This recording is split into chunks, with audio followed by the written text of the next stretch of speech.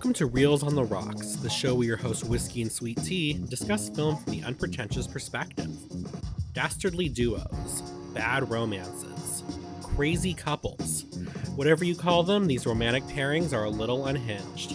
The Lonely Hearts Club is back for another season with War of the Roses. Don't forget to like, subscribe, hit that notification bell, and as always, please be advised that spoilers are ahead.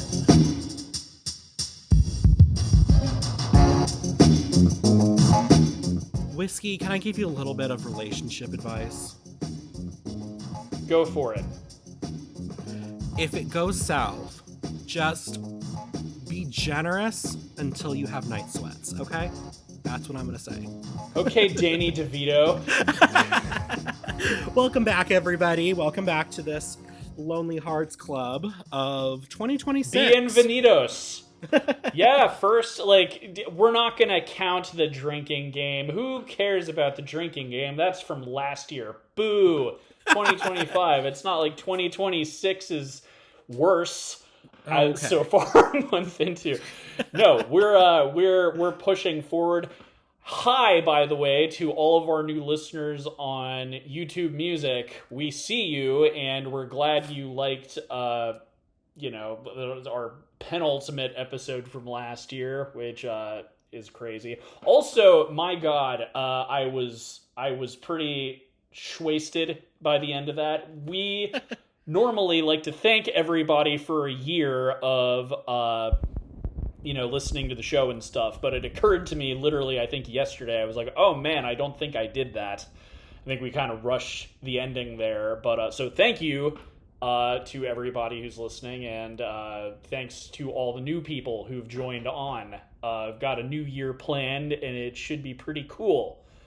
But we have the first pairing for our Lonely Hearts Club. We were given the assignment to talk about crazy couples.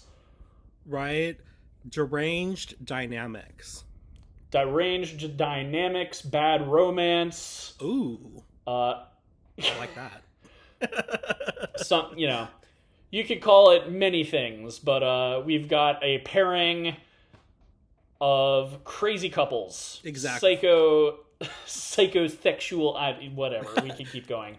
But and just like the last pairing, going forward, we're going to upload both on the same day. So at the same time as this episode is going up, the other crazy couples will be up. So you can pick and choose whichever one you want. Or both. Or both. Yeah, binge both.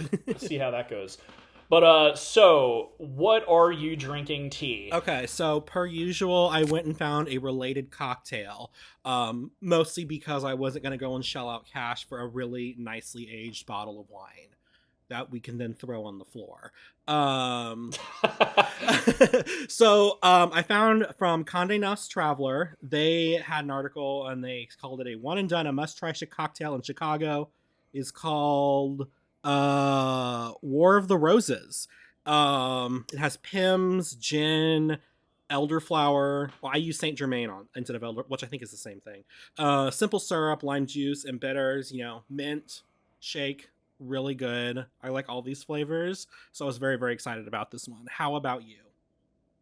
Well, me being the lazy one out of the two of us, and also me just wanting a break from anything too intense after our last episode, I was thinking of the title of this movie, and I was thinking, ooh, what about War of the Roses? So, which I was kind of expecting maybe you'd even have the same idea, but I have just got me Angels and Cowboys Rosé from Sonoma County. Weird name, jumped out at me, sounded interesting, so just got me a glass of that. Why does that sound like our dynamic, though? Like it just does. It's right. Because I'm an angel and you're from Texas. Exactly. Exactly. But, and of course, I am enjoying mine in my very best Baccarat Crystal. Just kidding. I have Crystal, but it's not Baccarat because I'm not independently wealthy. But cheers to you, Whiskey. Cheers indeed. All right. So tell me more about this film, T. Okay, War of the Roses, 1989 black comedy. Um, and I've talked to you about this before, is because I've seen this many times over the years. And I've always had issues with black comedy as far as receiving, whatever reason I can't always receive it as a comedy. I think I specifically talked to you about this with I, Tanya, but this is a black comedy that I actually enjoy and find pretty hilarious. So we have directed by Danny DeVito, enough said, storied actor, storied director as well. I mean, anybody who's sitting here, he's still active. What is he? He's still on. What is that called? It's Always Sunny in Thank Philadelphia. you. Yeah, he's like this man is booked and busy, and I think he's been booked and busy for about 40 years, which I think we kind of all aspire to. This was written by Michael J. Leeson. I looked at his backstory. He's written a ton of like TV, going all the way back to Mary Tyler Moore, Rhoda, Phyllis. He even wrote on Taxi, which I kind of wonder if this is how he came across Danny DeVito, or like maybe their relationship formed that way. The music in this movie was by David Newman of the storied Newman family. He's Alfred Newman's son. They're like one of the most, I think they are the most nominated like extended family in Oscar history, with a total of like 92 nominations amongst all of them. He received a nomination, not for this, but for doing the score for Anastasia. He also did Wait, Anastasia, like the animated film? Yeah, the animated film. Yes, exactly. Oh wow, good stuff. His dad did the live action Anastasia film back in the 50s, so it was kind of like a full circle like moment for him. He also did music for Don't Throw Mama from the Train, Matilda, which are okay, so he's basically Danny DeVito's composer then. That's why like just listing. That's why I wrote him. That's why I wrote this down, because I was like, they clearly have, you know, a working relationship across several movies. And then because he also directed those movies as well. This was adapted from the book The War of the Roses by Warren Adler. This is starring Michael Douglas as Oliver Rose, Kathleen Turner as Barbara Rose, Danny DeVito as Gavin Diamato, and then Mariana. Okay, her last name is like I think German or Swedish or something, so I do apologize. Sagebrecht, which I don't know if that's pronounced correctly, as Susan. We also had in a little bit part, not really a bit part, but a very, very small supporting role, a very young Sean Astin as their son Josh. This was the third. This is one of 3 times. This is actually what I read. This is the second time that Michael Douglas, Kathleen Turner, and Danny DeVito were starring in a movie together. I forget which one came first, but they did 3 times. This movie, Romancing the Stone, and Jewel of the Nile. They all were starring together. This was a fun thing to find out. The opening credits of this film were designed by Saul Bass and Elaine Bass. If you've literally seen the Vertigo poster, you know Saul Bass's pedigree. He did Psycho, Vertigo, a lot of these just iconic opening sequences and posters that you've seen in movie history. If you've seen a movie, you've probably seen a Saul Bass opening title sequence. Exactly. This was a big success for Danny DeVito and the studio. This was on a budget of $26 million. It had a box office return of $160 million. This was a holiday release on the 10th of December, and it returned. It opened at number 1, and I think it returned to number 1 a couple of times during its run at the box office. That's so impressive with a movie that's only got half as much of a budget as Melania. Oh my God! Okay. I'm sorry, I can't. Because no more politics. I just had to throw that jab out there. I was just assaulted. Dates this episode. I was just assaulted with a trailer for her movie today. I was very upset. I am sure on my Prime account I will be assaulted constantly with ads for the movie. I'm pretty sure if you leave your Prime idle when you're watching Fallout or The Boys, if you leave it idle too long, Melania is just gonna start playing. Oh my God, I know. It's like what is it called? Succubus and incubus entering your home. One of those. Anywho, so it did well. It did well. James L. Brooks was also a producer on this. And this is funny because I found this out this time, didn't realize this until I researched this. the clients that Danny DeVito is telling the story to this whole time, this whole movie, is Dan Castellaneta, also known as the voice of Homer Simpson. Homer Simpson! Yes! That's crazy, which is funny because... It was crazy because I'm like... I feel like, I don't know, I feel like casual movie or TV people don't really know what the cast of The Simpsons looks like. Right? I do, and man, he looks so different now. I mean, that's because he's like, I think he's like 70 or something. Right? Now. He's really old. He's like borderline handsome in this movie. Right? Well, it's like funny. Well, and that's the other thing too, is like I know what he looks like, but also I've only known what he looks like within the last like 10 to 20 years. Listen, if you would have asked me what Homer Simpson's voice looked like, I would not have guessed this guy. But go on. Well, you know what's crazy? The Simpsons debuted in '89, so this would have been around the time he was starting to voice Homer Simpson. That's probably true. Crazy. They probably just needed somebody, and James was like, "Oh, just grab this guy. He's great. I work with him right now. He's great." He's got the best idiot voice you could ask for. Right, and then we just had this past year. The voice of Marge Simpson was in that movie, Ella McKay, as the narrator in that. So, again, another James Brooks movie. So, Simpsons cast coming out all over the place. They're doing their face reveals now. This also got a couple nominations on some awards. It was nominated at the BAFTAs for its adapted screenplay. And at the Golden Globes, it got 3 nominations for Best Motion Picture, Musical or Comedy, Best Actor, Musical or Comedy for Michael Douglas, and Best Actress, Musical or Comedy for Kathleen Turner.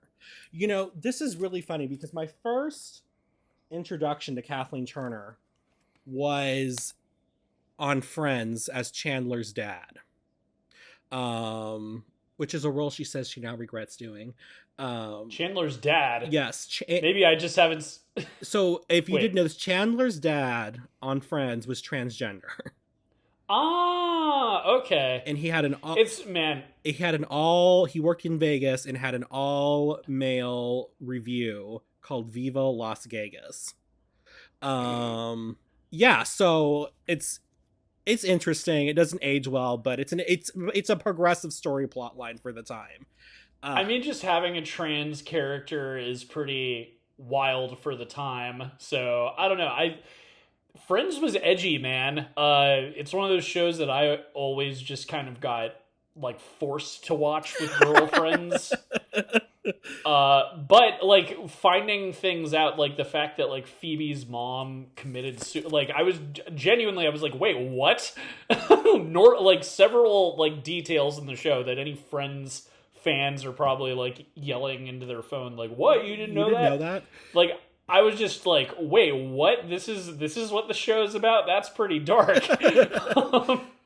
So I'm not surprised. Again, Friends was pretty edgy back in the day. Right, so we have that. Especially Chandler. No wonder he has his sense of humor. And well, actually, yeah, their whole messed up relationship is why Chandler is the way that it is. That's actually the plot of several episodes. But what the other thing is my introduction to Danny DeVito was through Taxi. Kind of a more, it was a sitcom, you know, back in, I don't know if you ever watched it back in the 70s, that was actually considered higher brow. So much so that when it was canceled, HBO actually considered picking it up to keep it going. So that's, I think that was also kind of his big breakout role, if I remember correctly. It was definitely, he met his wife on the set of Taxi.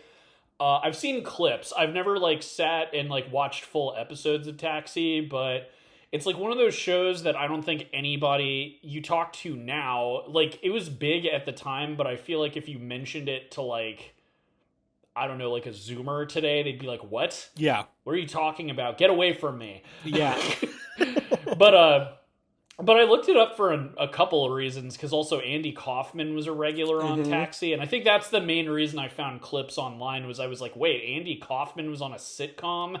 Like, how could you wrangle that psycho into, like, being on a regular TV show? So, like, watched it to see like early Danny DeVito, but mainly I was like, what character did he play? So I've seen bits from Taxi, but I've never sat down and watched the whole thing. But I'm well aware of it. It was like a big deal at the time. And so fairly... sadly... Go ahead. well, sadly, it's like, there are older TV shows that like everybody knows, like Cheers. Yeah. Like even I just, you take that same Zoomer who told me to get away from them and ask them, well, before I leave, do you know what Cheers is? They'd probably be like, oh yeah, of course. Yeah. Even if they've never seen an episode, it's like, it's weird. Taxi was like a big deal, and then it just kind of like nobody knows what it is anymore, unless you're like us and you consume way too much media. Well, and I also, the first time I heard about it, anyone who's listened to the show, it's come up before that I am a huge It's Always Sunny fan. Yes. So it's like it's one of my comfort TV shows. It's one of the things I put on if I need background noise or if I just like need to laugh at something. And I was watching Inside the Actors Studio back when I was like, might have even been when I was in high school. It was a long time ago, but that was, they were talking to Danny DeVito, and the host mentioned his time on Taxi, because if you've ever seen that show, they kind of go chronologically through the actor's career. Okay. And that's how I like heard, like, it's like, oh, this isn't your first time doing television. You were in Taxi back in 1970, whatever. And Danny DeVito is one of those people that I would say for the longest time, I personally thought never aged, because except for partially losing his hair, like he kind of looks the same then as he did like all the way up to like the 2004s. Like he looked the same. He definitely looks a lot older now. Like he's one of those people who didn't win the genetic lottery. Like he's been happily married to the same funny woman he's been married to for a long time. But like it's always been a joke. Like I think Daniel Tosh made a joke. It's like, all you really need to do to get a girlfriend is not look like Danny DeVito. Oh my God. Well, and then there's the Danny DeVito factor, where they say like, if you put Danny DeVito into the role of a romance, if it makes it a horror film, it's not romantic to begin with, or something like that. I think you told me about this. Well, I think it's why he's so talented, to be honest, because I think like if you look the way he does, like you kind of need to be either like charismatic or talented, and he's like everything. Right. One talking point we'll get to, I want to talk about what an underrated director he is, and what a shame it. Like you said, he's storied. I don't think, like, I even went through his IMDb. He has only directed really like a handful of movies. Yeah, but what he's directed has been hits. Unfortunately not. We'll get into that a little bit later. But it is kind of interesting going back to him in the 80s and 90s, because he has always looked like a 40-year-old man, even when he was in his 20s. Yeah. I remember finding, I forget where it was, maybe it was on Inside the Actors Studio, but someone put up his like his high school yearbook photo, and he still looked, he was a little bit more handsome when he was like a teenager, but he still looked, kind of older. But when you see him on like It's Always Sunny now, he looks a lot more aged. He definitely it's actually very jarring. It's very jarring to see him in like the 90s, because again, it's not like he's suddenly handsome, but he definitely looks younger than he does now. And man, he's good at playing a scumbag. That's basically his character. Not in this movie, but right after this movie, a few years later, he was up for Best Supporting Actor for playing the Penguin in Batman Returns. Oh, that's right. He's, of course, Matilda's shitty father in that movie. Which he also directed, so he chose that part for himself. And I'll segue into that. So I don't know if you know this, T, but one of the harsh truths I learned as an adult, because I think we've talked about this in past things, maybe even like years ago when we were talking about bombs you didn't realize were bombs, like Hocus Pocus. Right. But this was one of them, because, I loved Matilda as a little kid, and from what I understood, all the other kids at school watched it. So then I grew up and found out it was a box office flop. Wow. Shocked me, right? I didn't know And that. so was his final movie. Like, he did, it looks like he's done some TV stuff directing wise since, but his final like theatrical movie, Death to Smoochie, was also a big flop. And like going into this, I was not super familiar with this movie. I was aware of it, but I'd never seen it. Really, you'd never seen it? Before this, you hadn't seen it? Before this, I hadn't seen it, and I was double checking while I was watching the movie because I was under the impression that this also was a flop. No, this which was clearly was not 120 million. But yeah, no, it's one of those things where like he's a good director. I even maybe one day we'll cover Death to Smoochie because that's one where I can kind of see why it wasn't critically acclaimed or anything, but as like a comedy. Have you seen it? It's sort of like a making fun of like children's show hosts. Yeah, I haven't seen it. I do know that it was kind of created because there was a big anti-Barney sentiment at the time. Yeah. People were like violent about him. I'm like, why? Y'all need to calm down.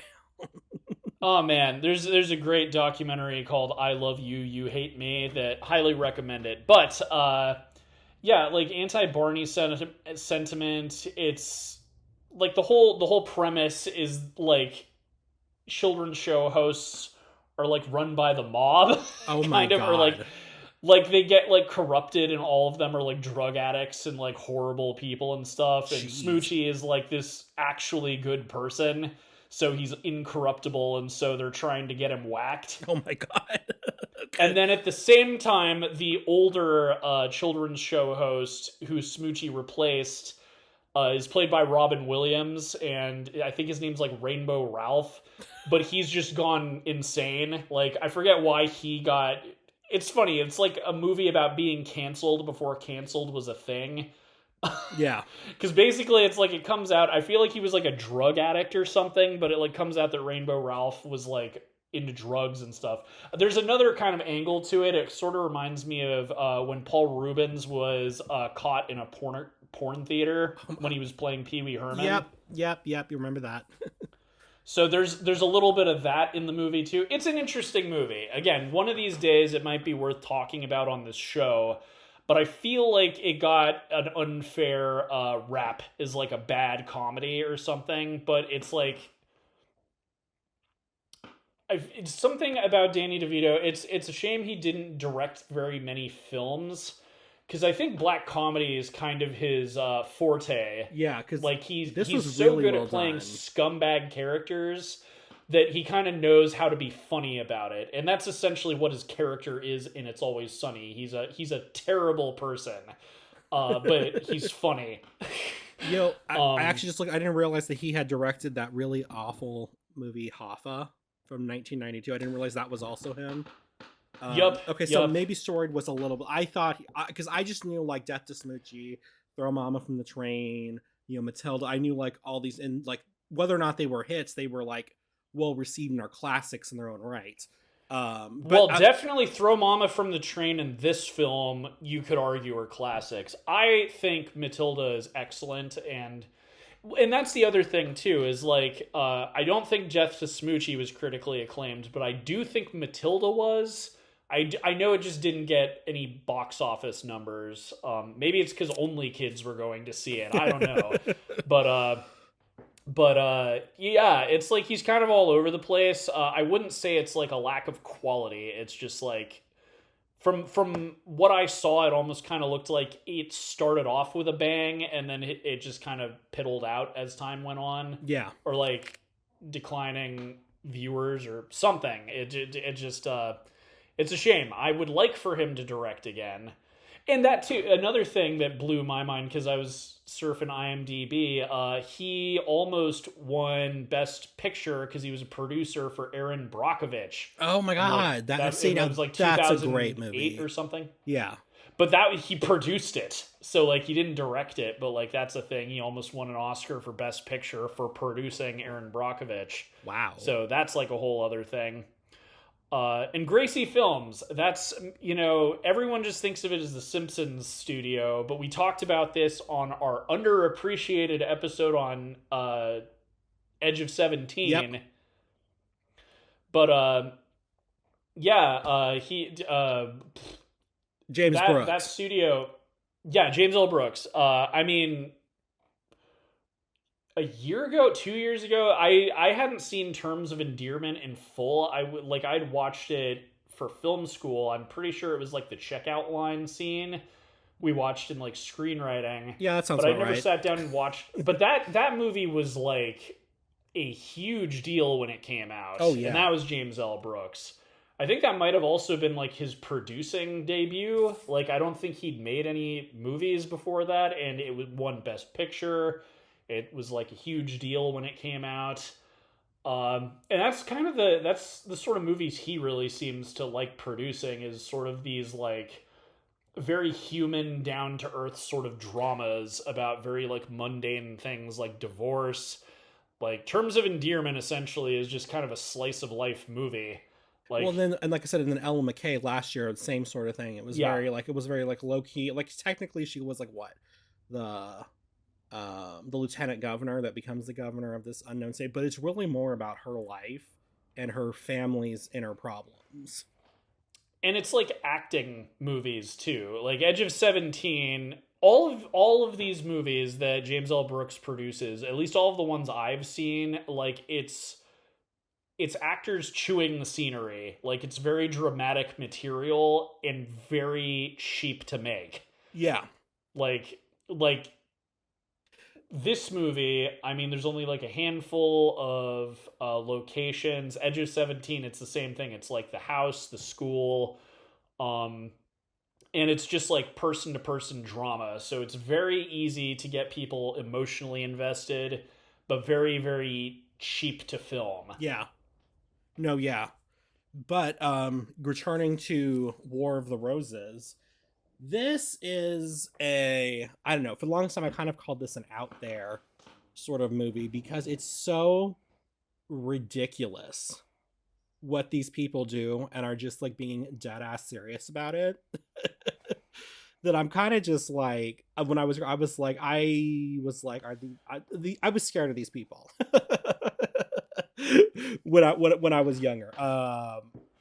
But yeah, well, let's just talk about like what it's about. So, the War of the Roses is essentially the story of this couple, Oliver and Barbara Rose.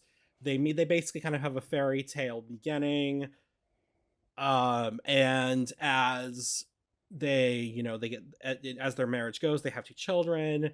Um, and at least in this adaptation, my interpretation, at least, because it's different in the new adaptation that came out last year, which we'll mention briefly in a bit. Um, we have Oliver becomes very sort of, I wouldn't say he's materialistic, but he's very appearances matter.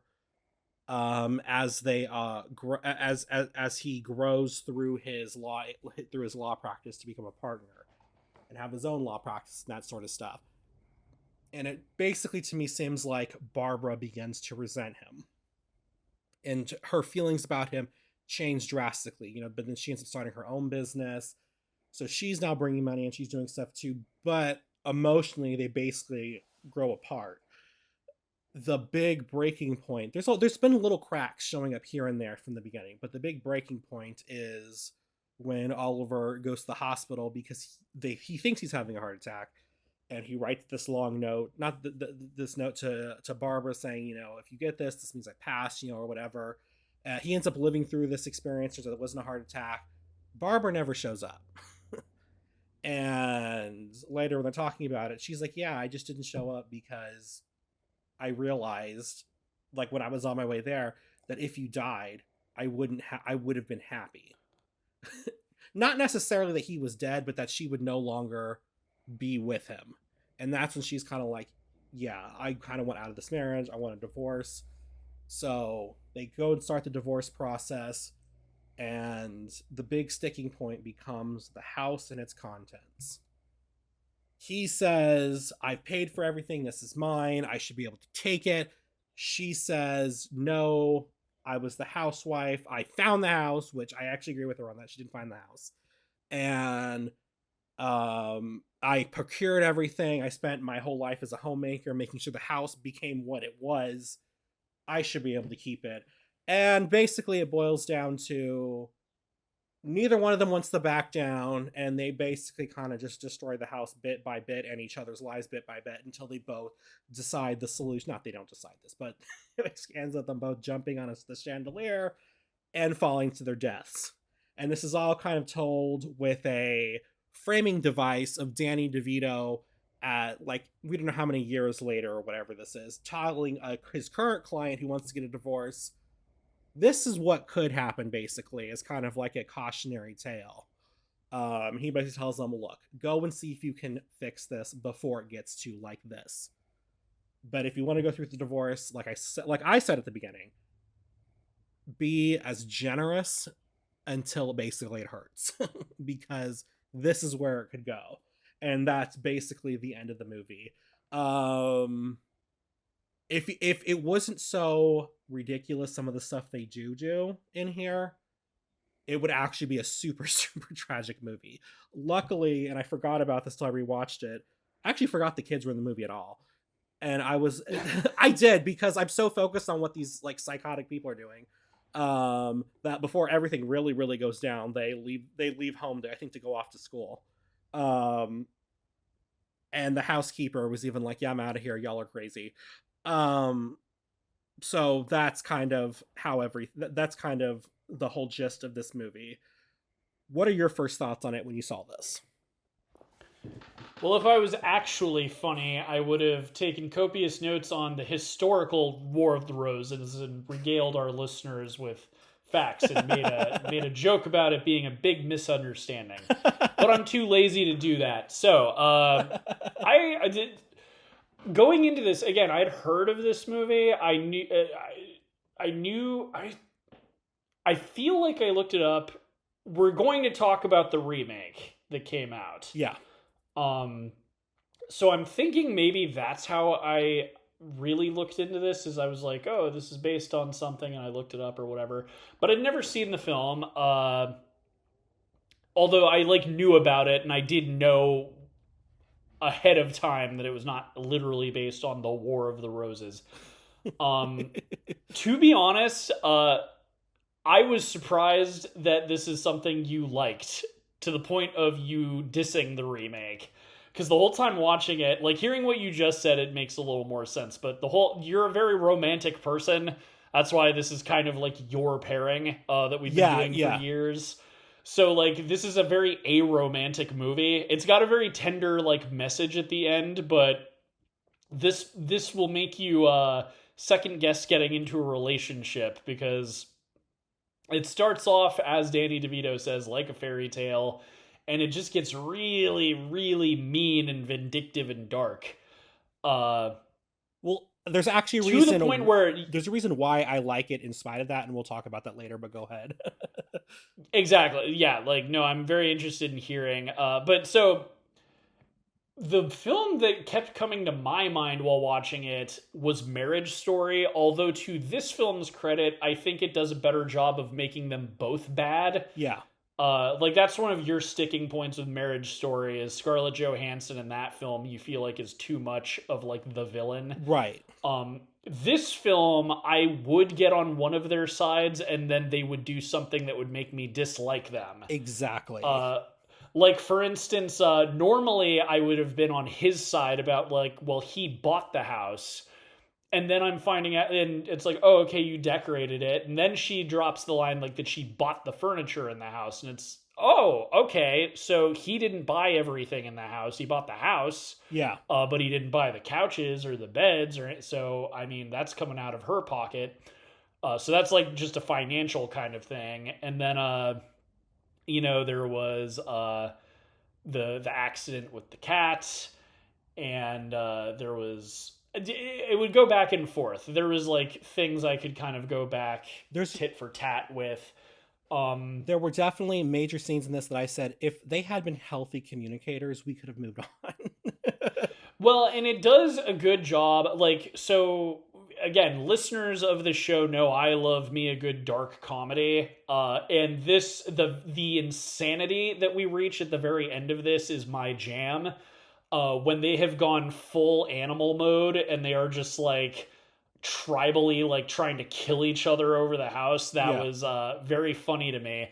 But I like how the seeds of, you know, doubt, dissent, whatever you want to call it, like are planted early on in the movie. Oh yeah.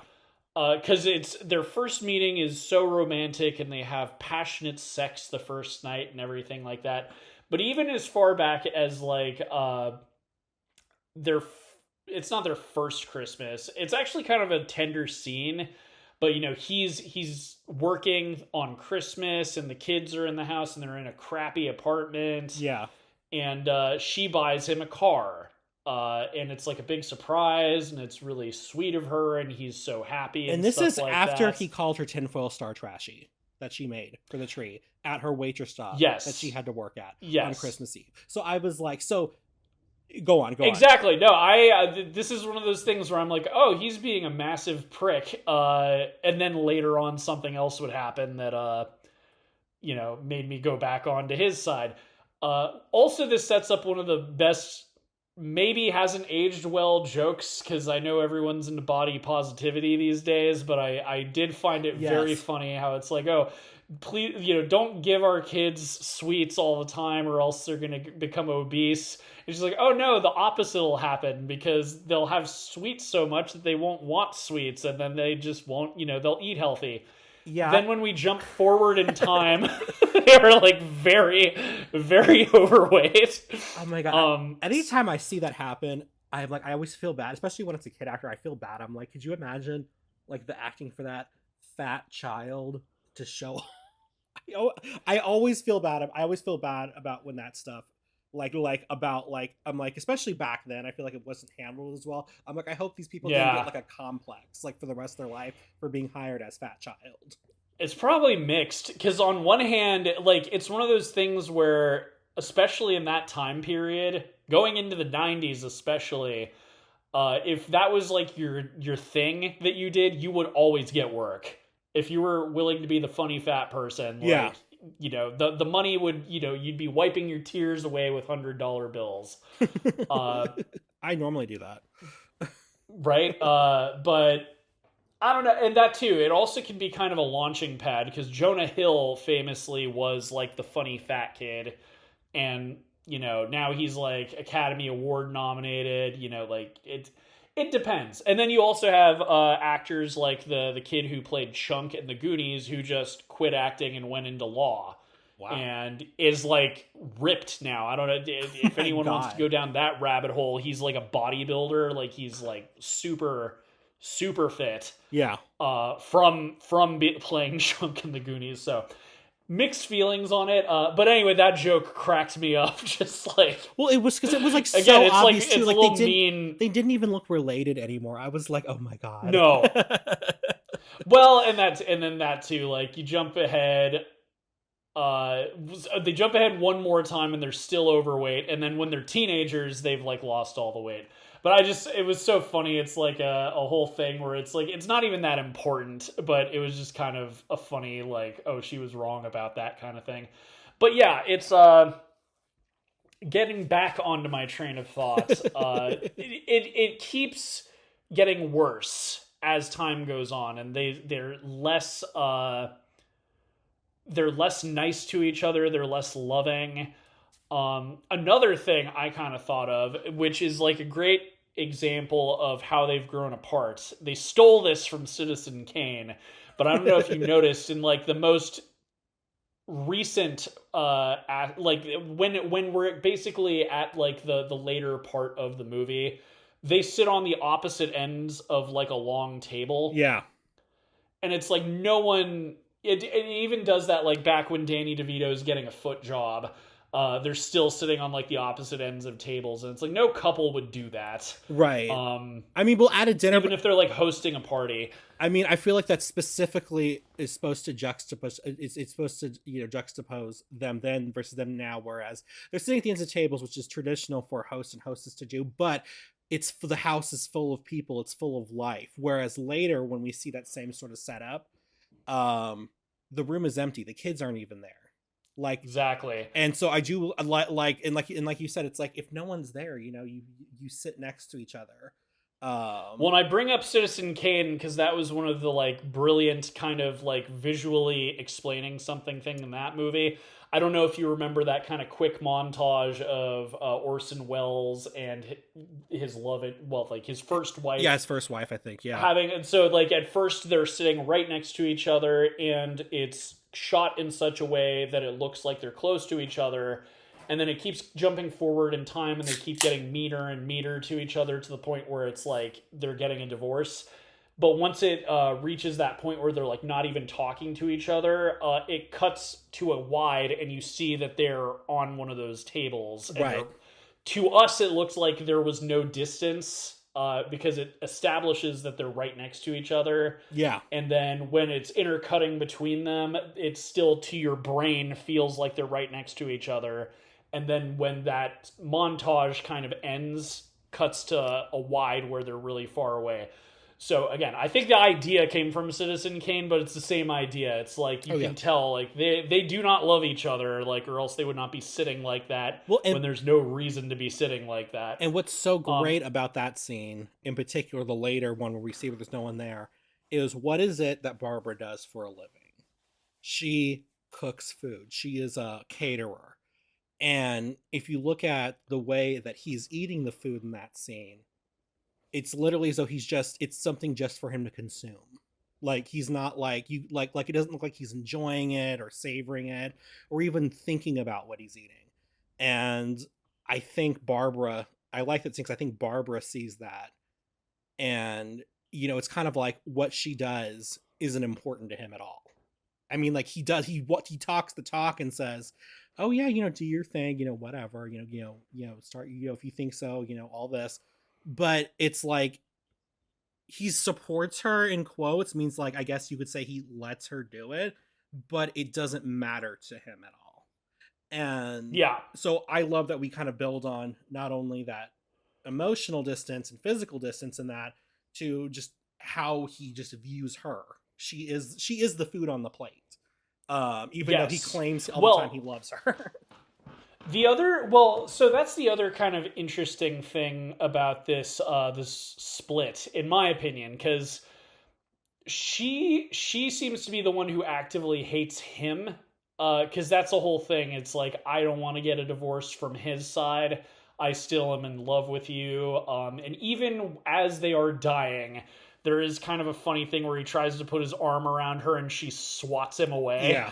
As their last act before they die. So, but I think that's kind of over time, again, they grow apart, but you sort of see he is like not aware of how he comes across, or how, like, it's almost like with the food where he's just eating to consume. Yeah. He's not really paying attention to his wife. And he just takes her for granted. Like, that's the easiest way to kind of put what drives her away, is it's like, oh, I love you, therefore you love me back. Yeah. I don't need to, like, ask how you're doing or think about it. It's like a very possessive kind of relationship. Right.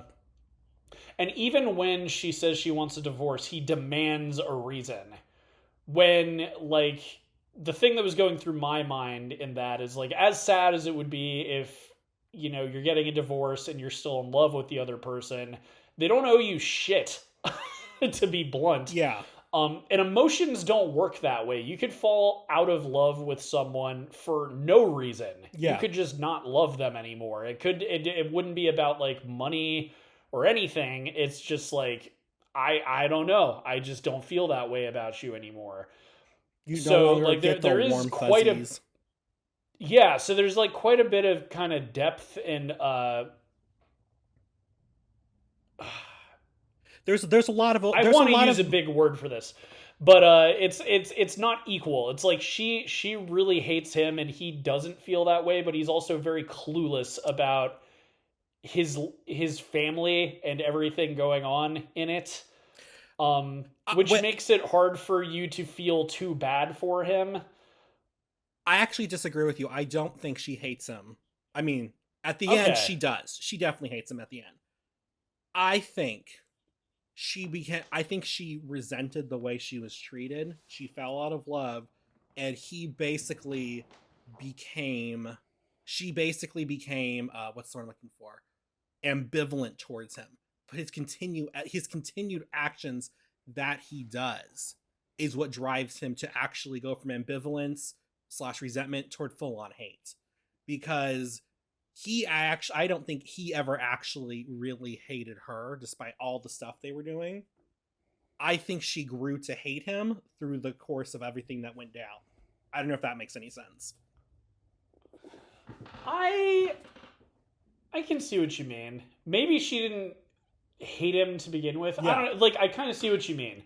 I think that she did not want to be with him anymore. Mm-hmm. I think that is where there was kind of a, unequal. Again, I'm the rosé's hitting my brain, and the big word I want to use to make our audience think that I'm very smart is not coming to me, but it's inequity. I don't know. Like he loves her, she's not in love with him anymore. Unrequited. And he cannot take that. Yeah. He needs a reason, which that's like with the whole scene where he gets back from the hospital and it's kind of like he never came and all this other stuff. Again, just him demanding an answer is very telling. Like, again, it's you don't owe anybody anything, and you can have any reason to not have a divorce. And I feel like that is like his character is, I put in the work, I answered the math problem correctly, therefore I get the thing that I deserve,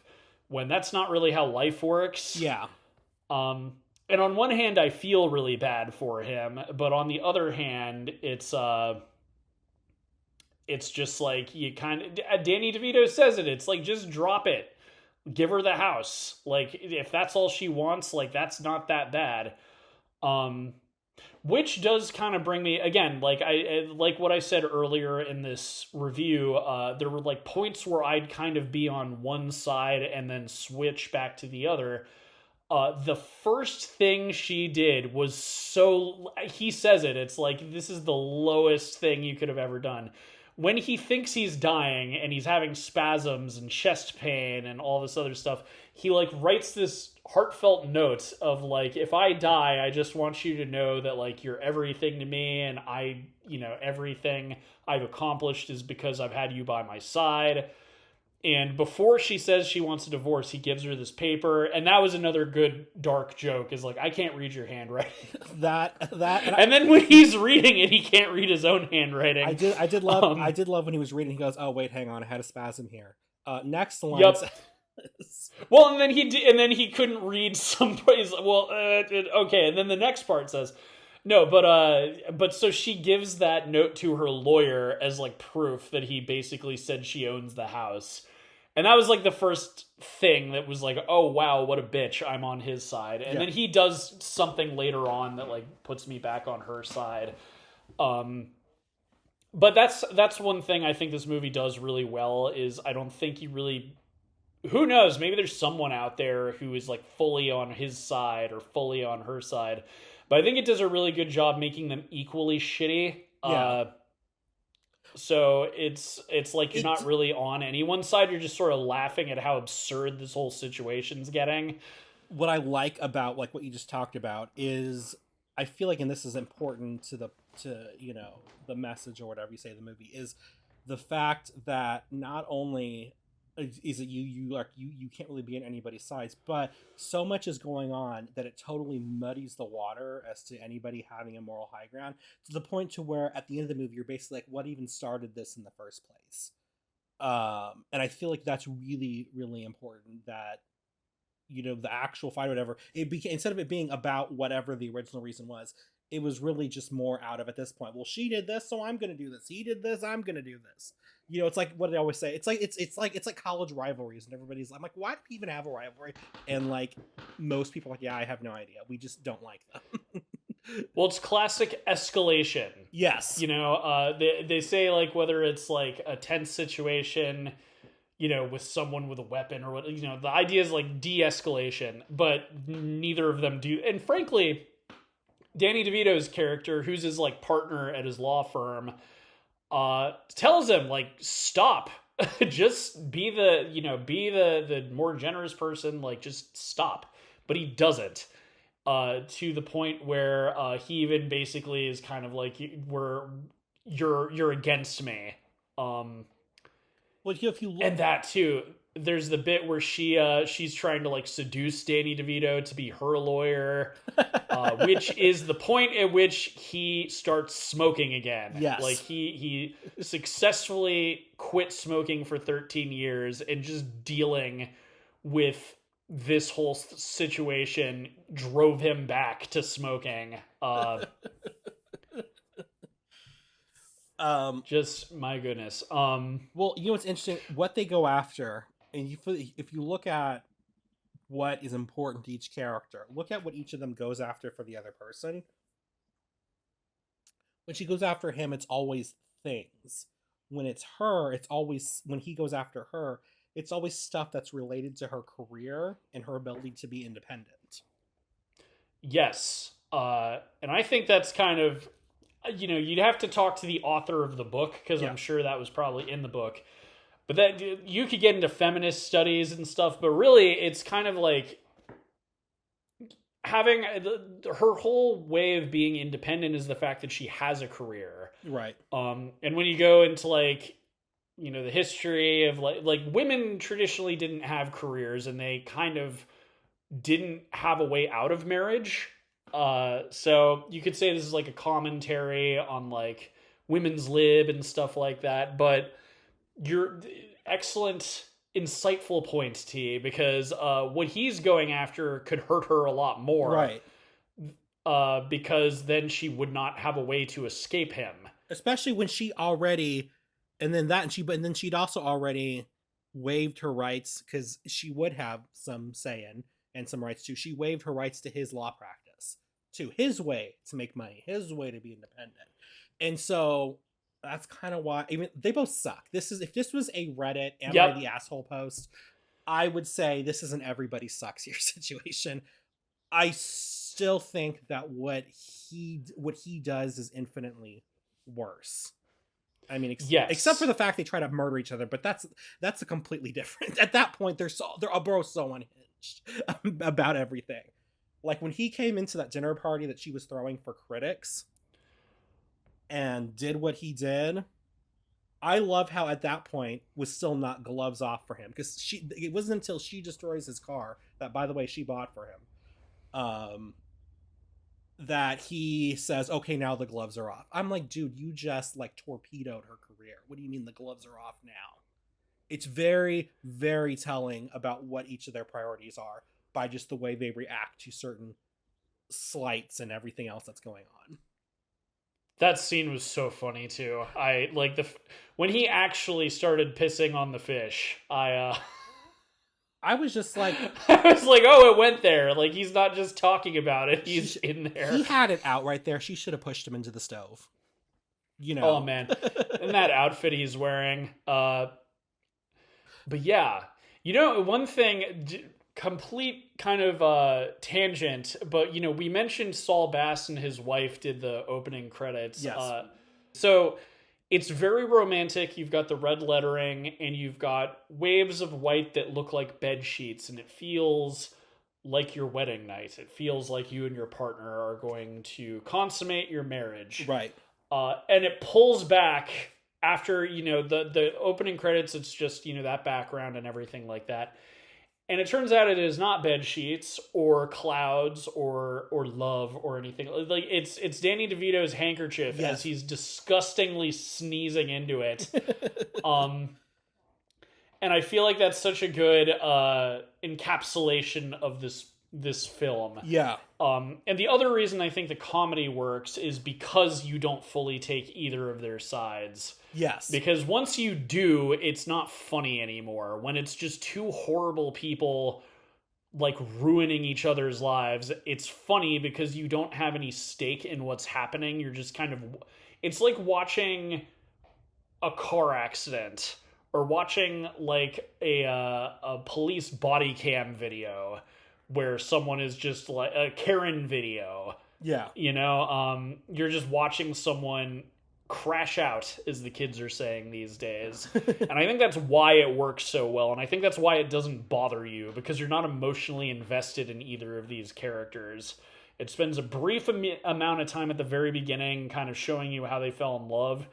And then it just keeps picking at their relationship until you're kind of like, I don't think this was really ever going to work. Yeah.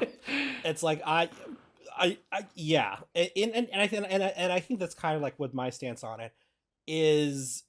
It wasn't good from the beginning.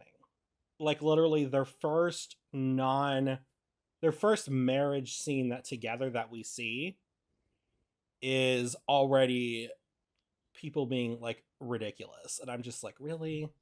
You know, if you think about it, we never see their marriage. We never see them get like in the ceremony. That's true. Actually, we never saw the wedding. It just occurred to me that, and I feel like that is an intentional choice, because that would probably give some emotional weight to what's going on. But we don't. We just, from their romantic thing, we cut to their shithole apartment with their soon-to-be obese kids, and him, you know, mocking her star that she made for them, which, coming back, oh man, the tree catching on fire near the end was pretty wacky too. And it's kind of, and it's kind of like one of those things where it's like, it's making sure that we as the audience don't have any, what's the word I'm looking for? Oh my gosh. I'm trying to think of, now this cocktail's getting in my head too. Right. You know, when you look back on something fondly, what is that called? Nostalgia. Nostalgia. It's okay. It's destroying all nostalgia we had for any beauty or anything nice in the earlier scenes. Because if you really think about it, despite the fact that he doesn't like her star, that kind of for the most part is a really cute, sort of wholesome scene. Total. Yes. And I think by having essentially that mirror image of the tree going up at the end is any chance to go back and remember anything fondly. Like nothing was ever fond. Exactly. Well, and he also, because she puts her little, you know, tinfoil tree topper on the tree, and he makes a snide remark. It's like, oh, you're going to put that on top?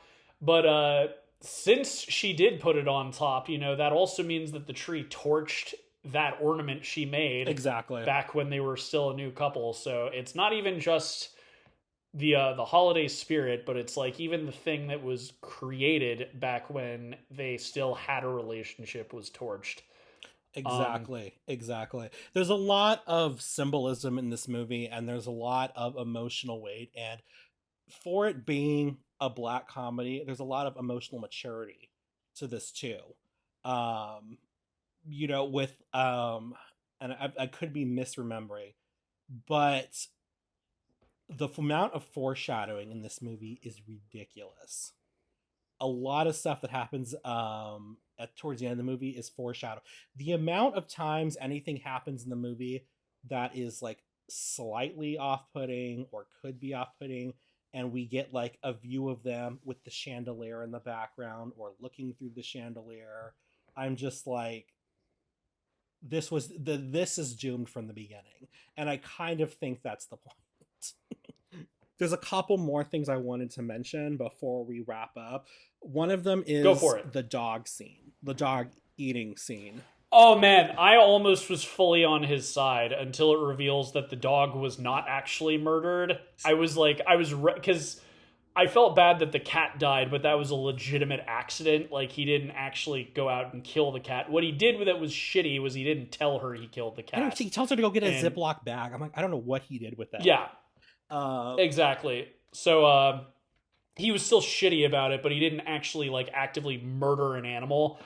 If she had killed the dog, Yeah, that would have been like, that I don't would have even been, care anymore. yeah, that would have been ridiculous. That would have been absolutely, Yeah, like, so that's like a whole new level of stuff. in the scene, I was probably reacting the way the audience was when this came out. My jaw was on the floor, and then it cut to the dog outside, and I was like, oh, thank God. So I will say, so this is what's interesting about that scene is I have always, and I did research on this, I've always felt like the dog randomly showing up right there kind of felt so out of place. You think they added it that because a test audience that's is getting mad? that's what I thought.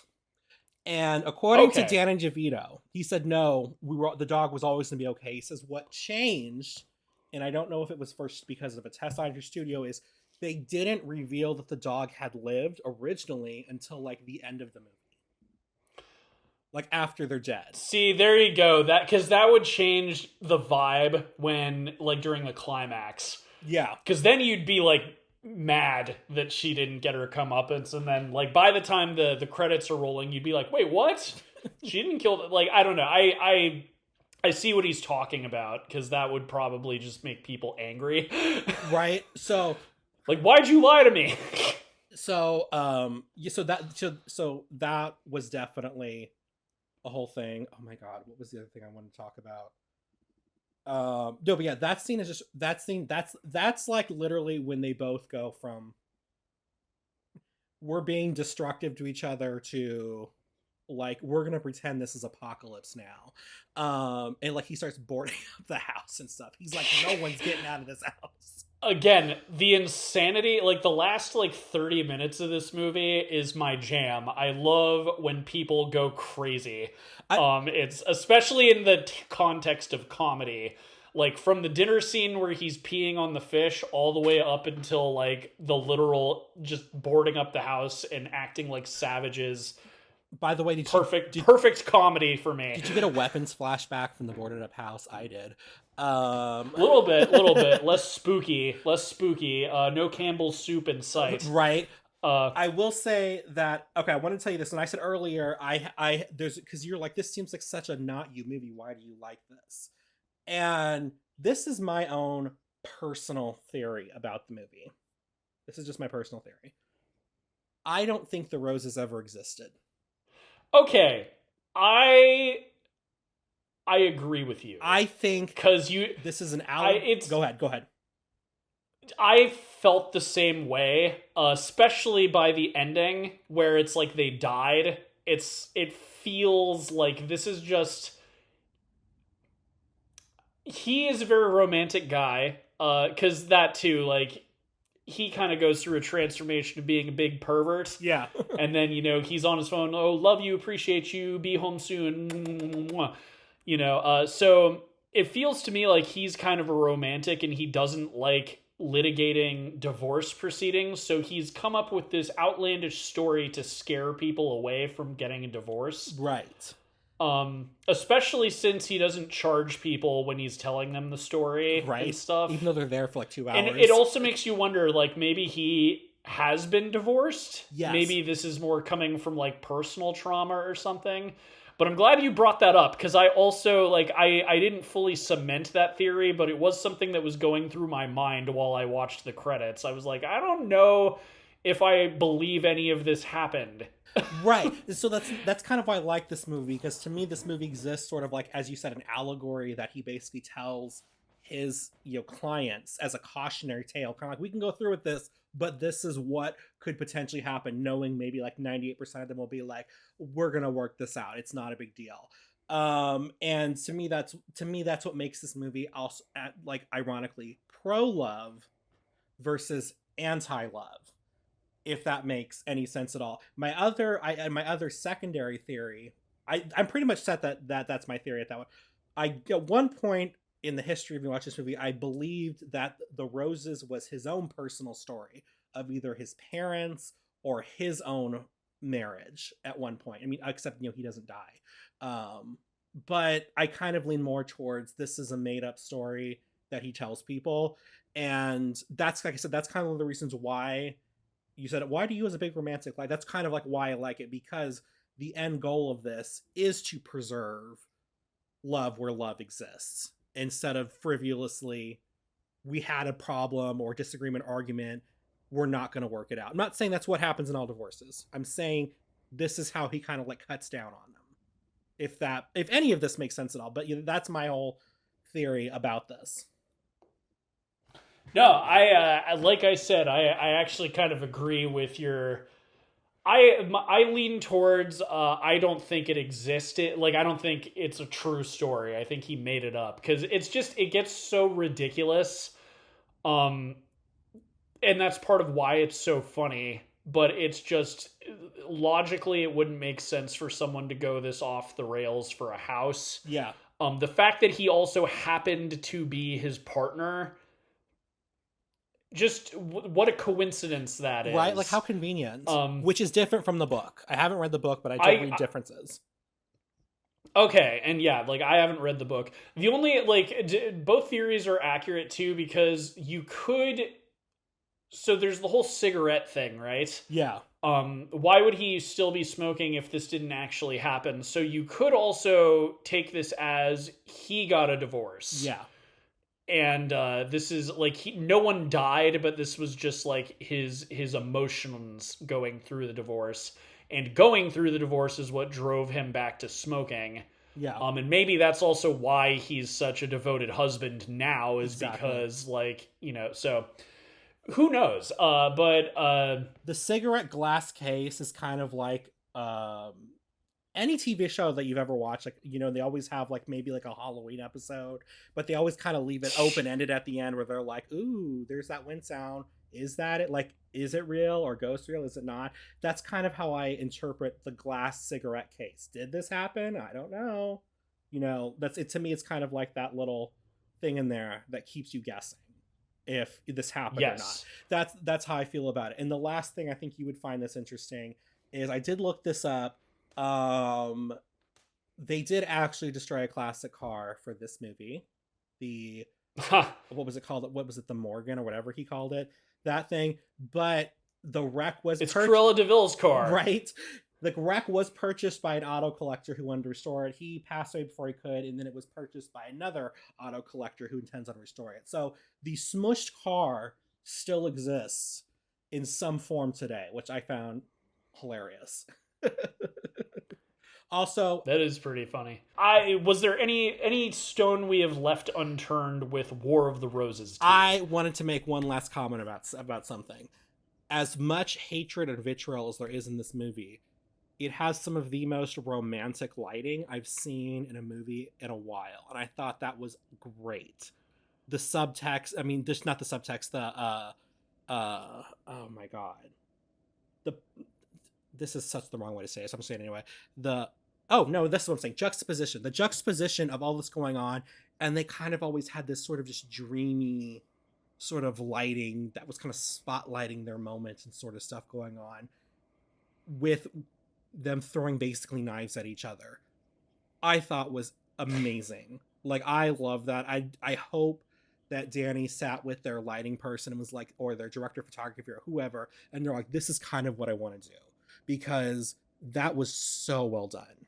I think so too. It's like it's kind of like the handkerchief thing I was talking about with the opening credits. It's like shot like a romance, but it's not. Exactly. The only time it looks like a different movie is the very end when they've gone crazy and they're just like, there's no lighting because there's no lights on in the house and stuff. Like that's the only time it really doesn't look like it's giving like home invasion movie vibes at the end.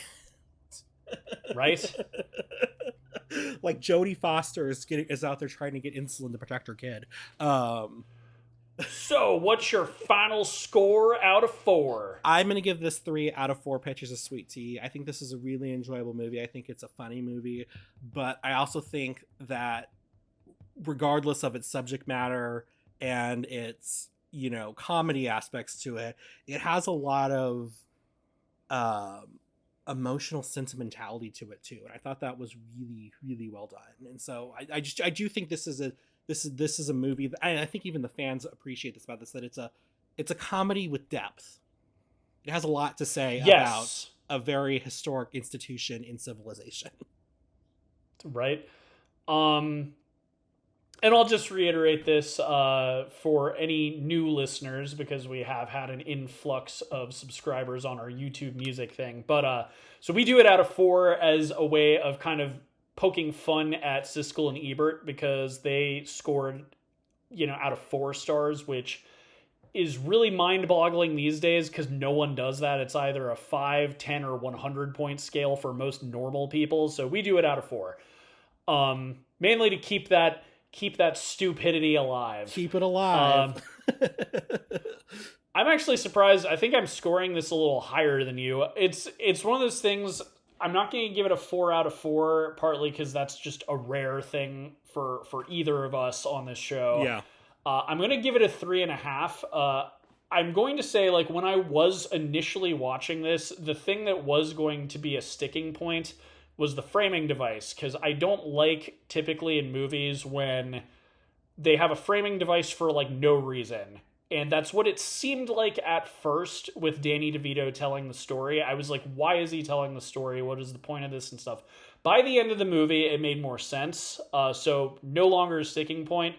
I'm just going to use that as an example of, if you're going to do that, do it this way, because there's an actual reason he's telling the story. Right. Either because he's making it up or because they're dead and they can't tell the story themselves. If that hadn't been the case, I would have been like, just show me them meeting. Like, like, I don't need him monologuing about why he quit smoking and stuff like that. Again, that's not the case, because it justified its inclusion in the film. That something I want to throw out there. So it's getting a 3.5 out of 4 from me. The only reason, again, like, I don't like giving out perfect scores unless something is just an absolute iconic film. And this just doesn't have that it factor for me. But there's nothing really wrong with it that I can think of, and it's like you said, it's a comedy with a point. Yeah. And without us having seen the remake, it seems like that's the problem with the new one, is that it focused way more on just trying to be funny and not about having any kind of messaging or like deeper meaning. It was just like, oh, let's have Olivia Colman throw lobsters in a bathtub because funny. I think when... So yeah, almost perfect for me. I might even revisit this one in the future. So 3.5 from me. 3.5 and 3. So we got a winner here. We got a winner here. But what do you people think? If you are listening to this on YouTube Music, let us know down in the comments. And if you are listening to this on any of our platforms, definitely check our backlog of episodes. We've been doing this for, oh my gosh, like, it's going on like 6 years now. So we have quite a bunch of episodes. There is a chance that if you have a movie you really like, we have probably talked about it. We were just talking before recording about how our 28 Days Later episode is blowing up because of the Bone Temple. So definitely check any of those out, or pop on over and hear about our other crazy couples. If you want to contact or follow us, social media is kind of in a weird place these days, but T and I have a letterbox. So if you want to know what we are thinking of current movies, check that out. I like to try and review ASAP. Yeah. I've been bad this year. I've been worse. I have seen the Bone Temple, but I have not written my review yet, so look out for that, and it'll probably likely be up by the time you hear this episode. But Spoiler until next alert, time. He's a big Jimmy's fan. Not really. Definitely a Jack O'Connell fan. He's getting up there. But until next time, I have been Whiskey. I've been Sweet Tea. Keeping it Kino. And Sackett Scorsese. Until next time, guys.